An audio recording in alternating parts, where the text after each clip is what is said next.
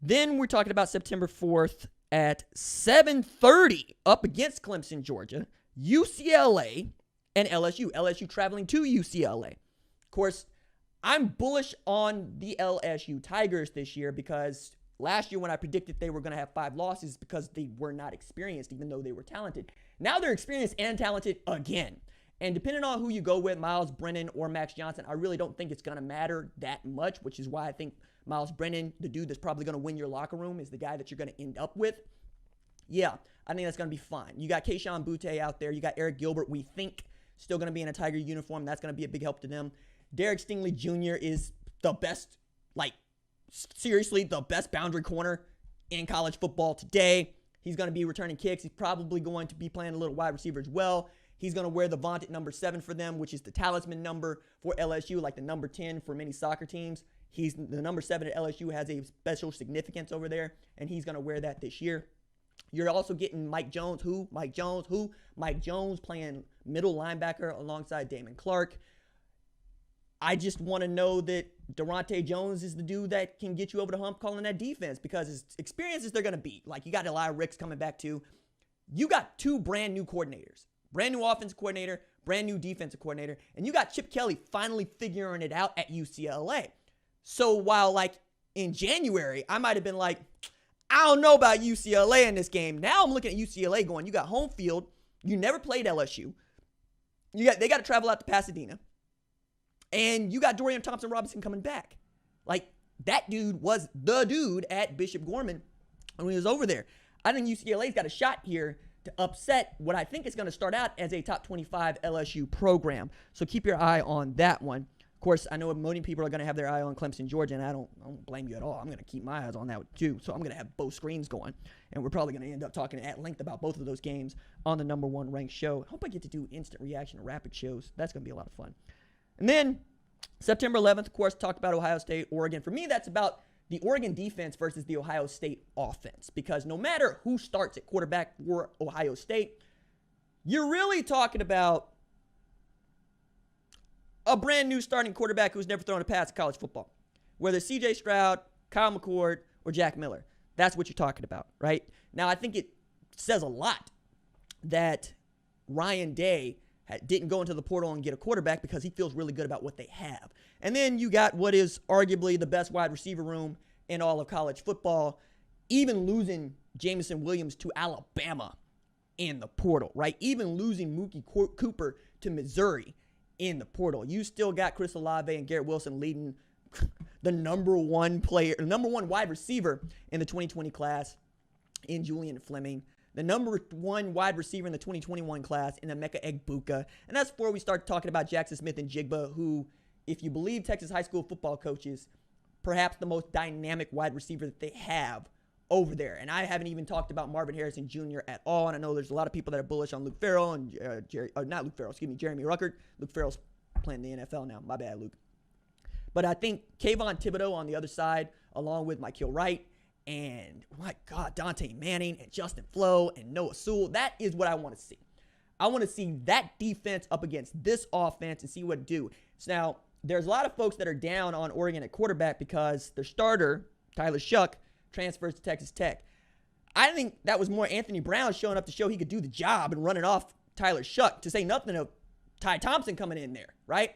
I don't think Ty Thompson is ready to play right away. I mean, Mario Cristobal will be able to tell you. Joe Moorhead be able to tell you. But I think Anthony Brown did not stick around to back up a true freshman as a 6th-year grad transfer quarterback. I just don't see it. I don't see it at all.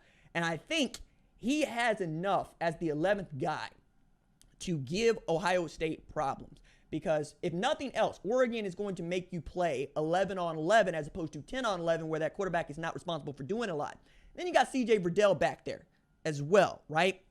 And you went and did yourself a job on the recruiting trail in the 2021 class. So you're adding offensive talent to that. So I think that game is going to be really tight and really close. And I can't wait to see 100,000 people at the shoe come September 11th. All right. September 18th, Nebraska at Oklahoma. That is a big noon kickoff game. That is the one that OU and Nebraska fans have circled on. And when we talk about the number 1 ranked show, or we talk about Nebraska on the number 1 ranked show.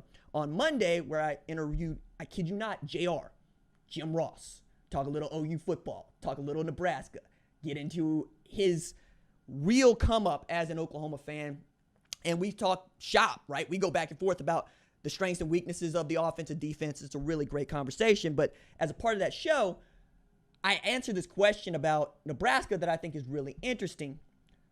But I also get into Nebraska's playing one of those games right now against Oklahoma that can flip its program, right? Like, you immediately become a contender if you can knock off Oklahoma in a year in which Oklahoma is supposed to play for a national championship. Like, it's a letdown if they don't make the playoff and don't win a game in the playoff, right? You could probably get away with national runner-up, but if you make it all the way to the championship, we expect you to win. That said, that's where they are. Nebraska still ain't where it wants to be, and it hasn't been there, my goodness, probably since 2009 when Ndamukong Suh was just destroying people and had his way with Texas. And really, if Nebraska beats Texas in that game, we're talking about perhaps the Mac Brown experience lasting longer at the University of Texas. Who can tell you? Who knows? But I think that's one that's really interesting to take a look at because Scott Frost really needs a big win. And Nebraska fans really, really, really want to get off the schneid here, right? They moved to the Big Ten West and nothing's gone their way.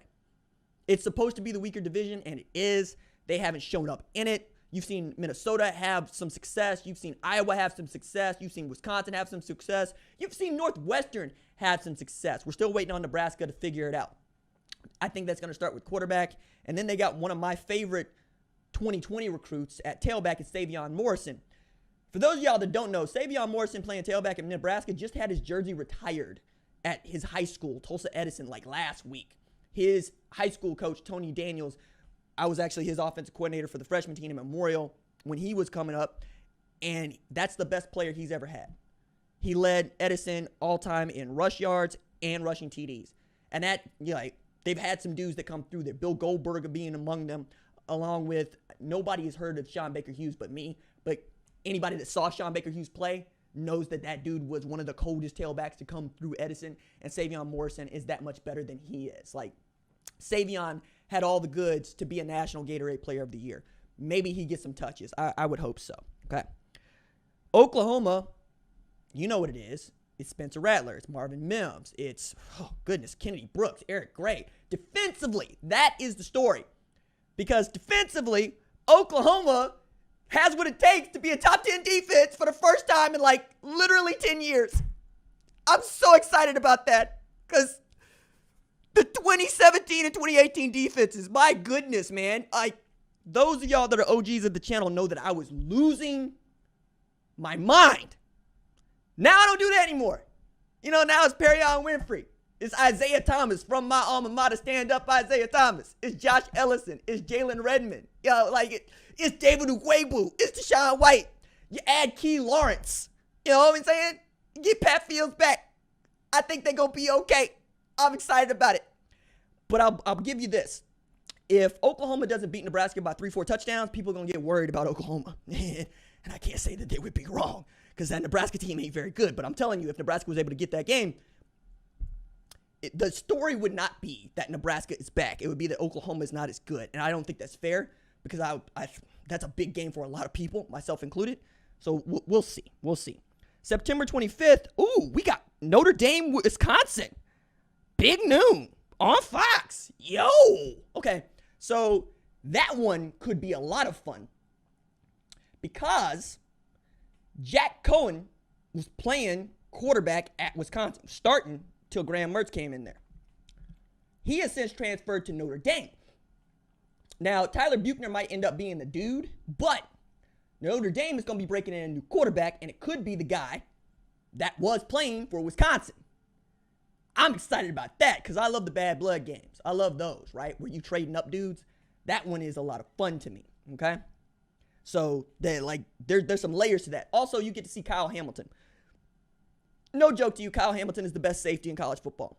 It'll be like I think the Thorpe Award comes down to Hamilton, Derek Stingley Jr., maybe Malachi Moore, Eli Ricks, but Eli Ricks and Derek Stingley still playing on the same team, and Brandon Joseph at Northwestern. Like there's some dudes out there playing DB right now, but Kyle Hamilton is one of those dudes that can start out playing in the box on the field side, see something going to the boundary and make a play. Like there's some stuff out there that I need to actually put you on game with Twitter, in which you can see Kyle Hamilton's athleticism. But I really enjoy watching that dude play football. But it's really difficult to get people to pay attention to who a safety is. It just is. So focus on Kyron Williams then, right? Because that's going to be the guy that they're going to rely on as they're breaking in the new quarterback, as they are really trying to overhaul their program and prove to people that they can reload as opposed to build toward a national title contender once again like they did last year. Okay, so there's a lot to watch there.